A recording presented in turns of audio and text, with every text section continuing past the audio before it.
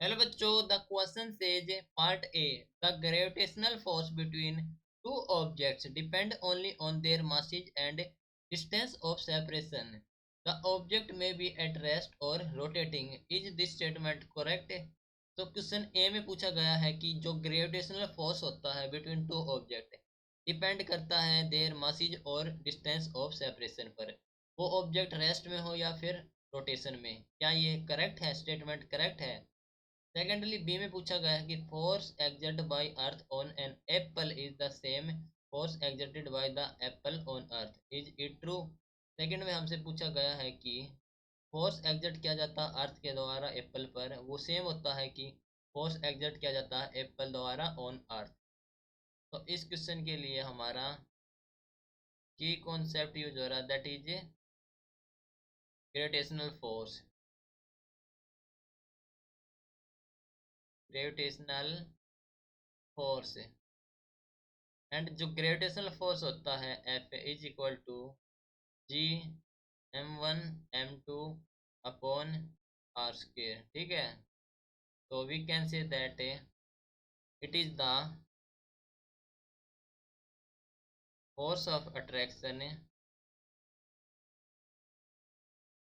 Force of attraction depend upon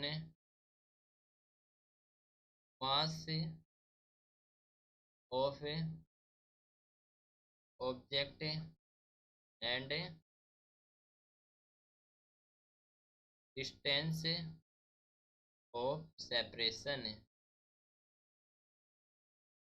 okay, तो यह क्या पर डिपेंड करता है? डिपेंड करता है मास पर और डिस्टेंस ऑफ सेपरेशन पर, राइट? चाहे वो ऑब्जेक्ट रेस्ट में हो या फिर मोशन में हो. ठीक है, तो फर्स्ट के लिए हम कह सकते हैं कि yes is it is true statement.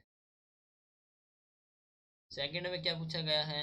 Second में पूछा गया है कि force exert by earth on apple is same as force exert by the apple on earth. ठीक है, तो ये हो गया यस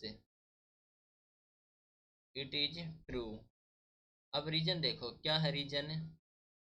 रीजन है कि द ग्रेविटेशनल फोर्स